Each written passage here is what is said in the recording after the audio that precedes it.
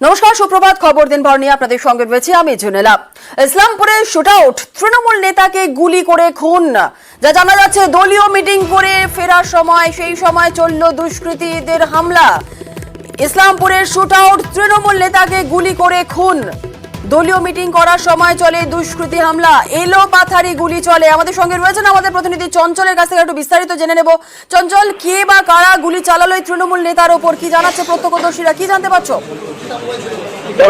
তোমাকে জানিয়ে রাখি যে গতকাল রাতে প্রায় 8টা থেকে 8:30টার মধ্যে ইসলামপুর থানার যে মাদারীপুর এলাকা রয়েছে সেখানে একটি জাতীয় সড়কের ধারে একটি ধাবার মধ্যে তৃণমূল নেতা অর্থাৎ যে পঞ্চায়েত সমিতির সদস্য আমি বাপি রায় এবং রামগঞ্জ 2 নম্বর গ্রাম পঞ্চায়েতের প্রধানের প্রতিনিধি সাজ্জাদ হোসেন সহ বেশ কয়েকজন তারা কিন্তু পঞ্চায়েতের কাজকর্ম বিষয় নিয়ে আলোচনা করছিল। সেই সময় দুষ্কৃতীরা তাদের উপরে লক্ষ্য করে এলোপাতাড়ি গুলি চালাতে শুরু করে। এই ঘটনায় দুজনই জখম হয়। জখমদের উদ্ধার করে ইসলামপুর মহকুমা হাসপাতালে নিয়ে আসলে বাপি রায়কে চিকিৎসক মৃত্যু বলে ঘোষণা করে। এই ঘটনা নিয়ে রীতিমতো এলাকায় একটা চাঞ্চল্য ছড়িয়ে পড়ে। তবে প্রশ্ন উঠছে যে কেন, কি কারণে ওই তৃণমূল নেতাদের উপরে এলোপাতাড়ি গুলি চালানো। এই জায়গায় আসবো, যিনি জখম হয়েছেন তিনি কি বলছেন শোনাবো।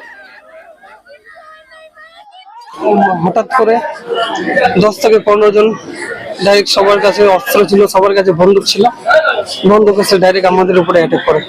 আমি আমার পঞ্চায়েত বডি নিয়ে ওখানে টেন্ডারের বিষয় নিয়ে আমি ওখানে বসেছিলাম, গুপ্তা হোটেলে বসে টেন্ডারটা মিলাচ্ছিলাম।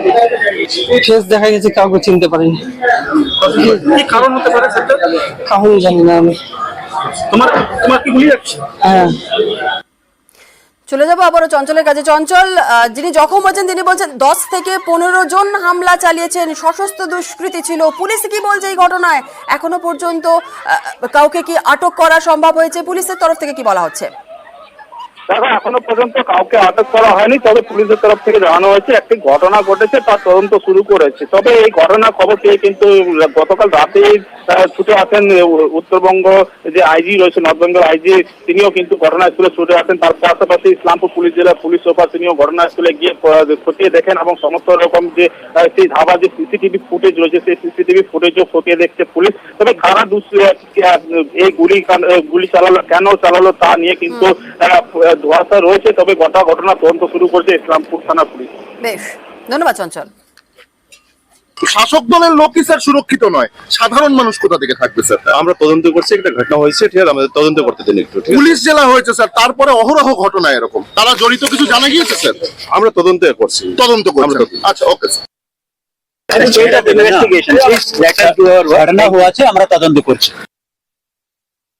ব্যাপারটা বুঝতে পারছি না যে 10টা লোক এসে হঠাৎ করে পয়েন্ট ব্ল্যাঙ্ক রেঞ্জে গুলি চালাতে শুরু করলো। গুলি তো এলোপাতাড়ি চলেছে, সাজ্জাদেরও একটা গুলি লেগেছে, বাপিরও গুলি লেগেছে, এক দিদি লেগেছে, কানে পাশ দিয়ে গুলি বেরিয়েছে। গুপ্তা হোটেলের সবাই ছিল, হোটেলে বারান্দাতে আলোচনা করছিল, হোটেলের বাইরে আলোচনা করছিল। তো দেখি পুলিশকে বলছি, ওখানে আমরা জানতে পেরেছি ওখানে সিসিটিভি প্রভিশন আছে, সিসিটিভি ক্যামেরা আছে। ও সিসিটিভি ক্যামেরার মধ্যে দিয়ে বের করবে যে কারা কারা আততায়ী ছিলেন। নিশ্চয়ই 2-1 দিনের মধ্যে আমরা গোটা ব্যাপারটা আমাদের কাছে পরিষ্কার হয়ে যাবে।